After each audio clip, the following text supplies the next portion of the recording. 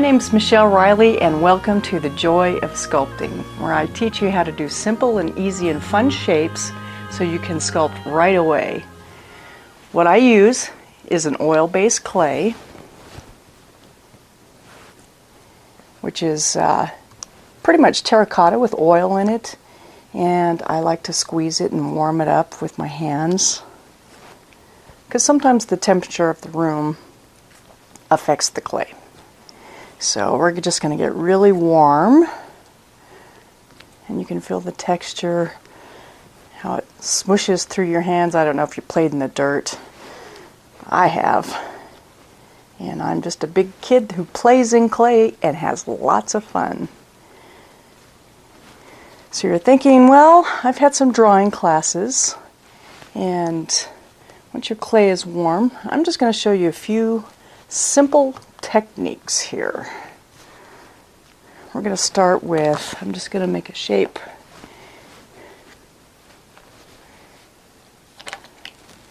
And show you how to draw on the clay.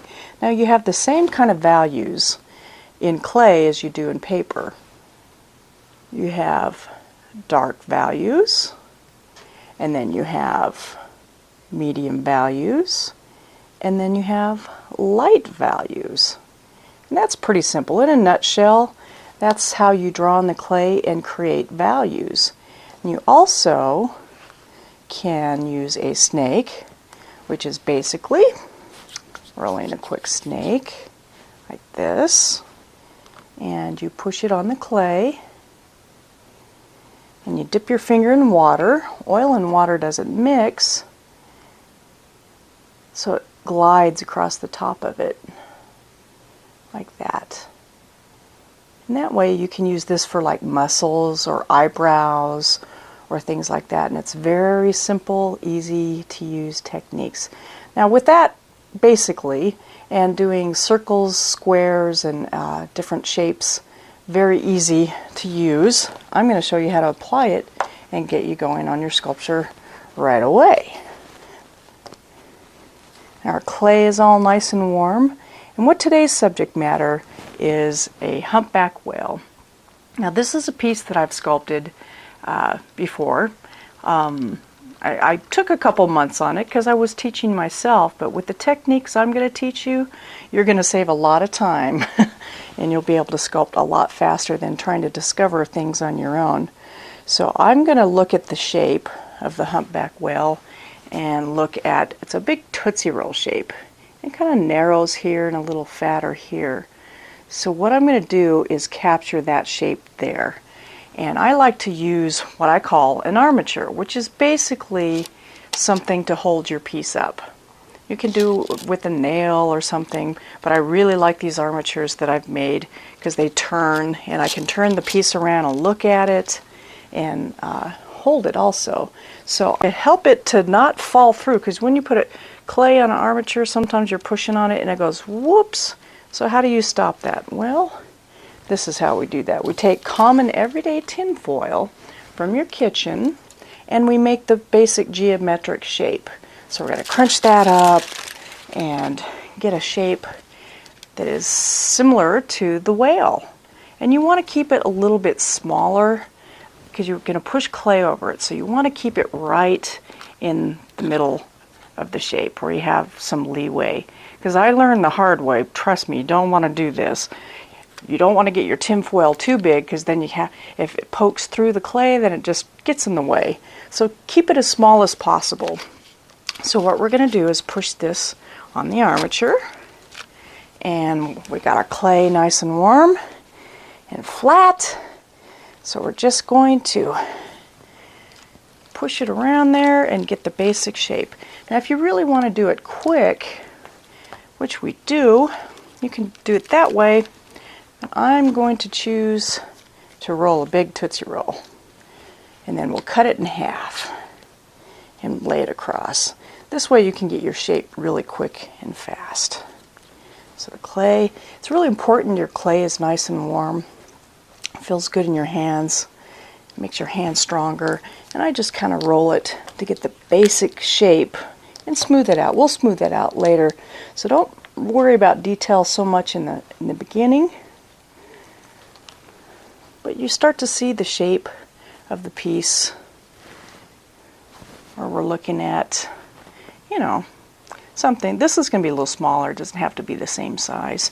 You can work from photographs also. You know, the internet's a great place to look up sculptures, or potential sculptures. And what I'm going to do is cut this in half. Just get a tool here, cut that in half. Not all the way, kind of like a hot dog bun. And stick your piece in there. And then that way you have a really good shape started. Now it could take you hours to smooth this, but don't go in and start smoothing with your thumb. I mean, you can, but watch this. All these crumbs and all of that, it take a while to push that in there to get it even. Just take this part of your hand, this wide part, and just swipe it across there. Look at this. Big, bold, smooth shapes. Look how that goes. Really quick. All these crumbs and everything. Watch this. Whew, just wipes away. Really good technique. And once you get all of those kind of smooth in the shape, I've already done that with the whale over here, just to save a little bit of time. We have the basic shape all nice and smooth, and we're going to put it on our armature, because when you're working on a piece of clay, sometimes you're holding it and you smash and make fingerprints when you don't mean to, and that's something I used to do a lot, and every now and then I'll grab my piece and do that, but you'll learn to grab it gentle and push with your hands.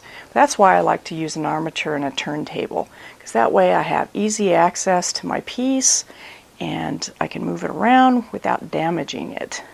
So you can see we have the basic shape of the humpback whale. Yeah, look at that.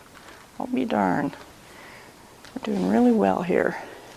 And now we're going to work on the fins, which is basically, most of my techniques are very simple. I like to roll cylinders, snakes, tubes, whatever you want to call it. And that's pretty much, basic shapes.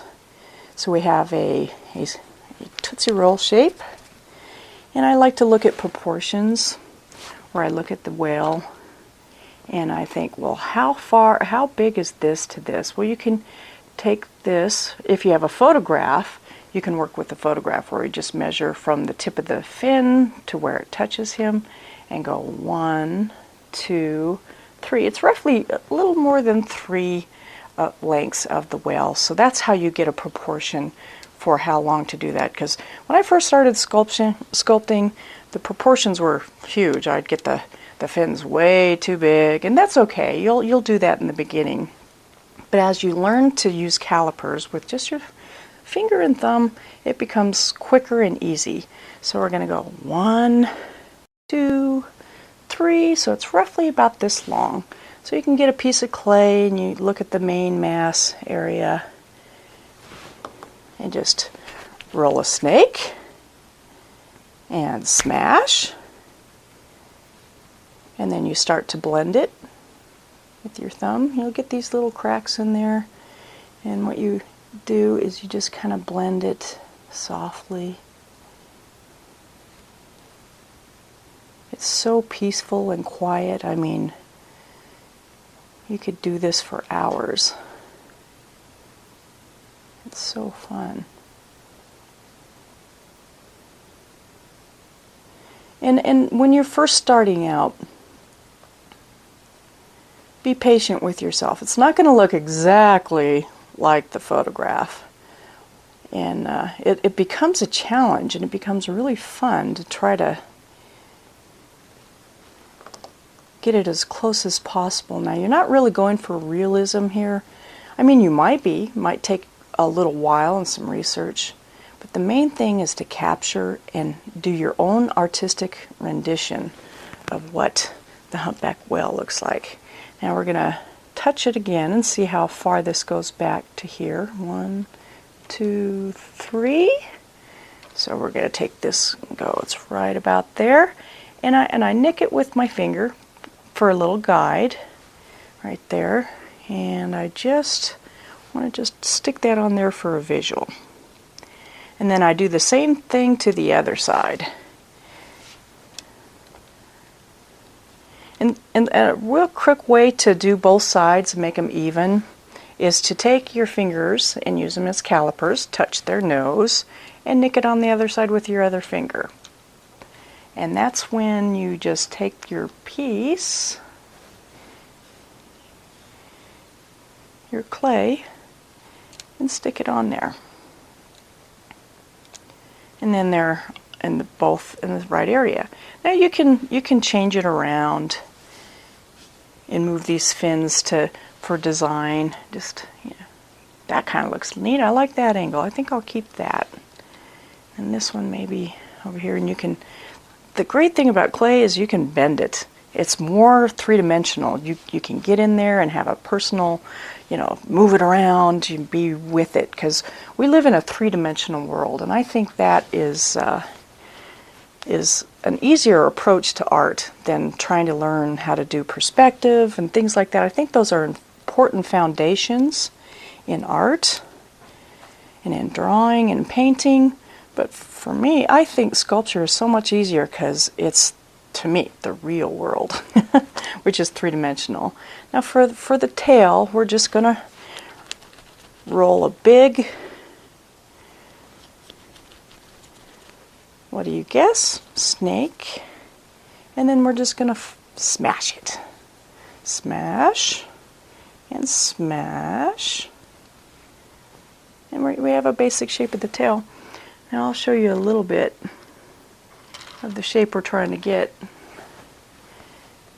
And that is basically, I don't know if you've seen photographs of the whale's tail, but you can just have this flat shape, kind of tweak it up, twist it up a little bit, and also you can just take your tool. This is my favorite tool. It just does about almost everything. Cut it in like that, take it out, and then you have a wonderful shape. If it's a little thick, you can just take some off. You can just take it off. And see how pliable this is? This is so neat. You can twist it into any angle you want. And you can get into the little tiny details. We only have a few minutes for this show, so I'm taking the liberties of a few shortcuts and blending it with your thumb and going across smoothly like this. You get a pretty good technique. Now if I went ahead and showed you, you know, it'll take you a little longer than this. This is not real time in television. It takes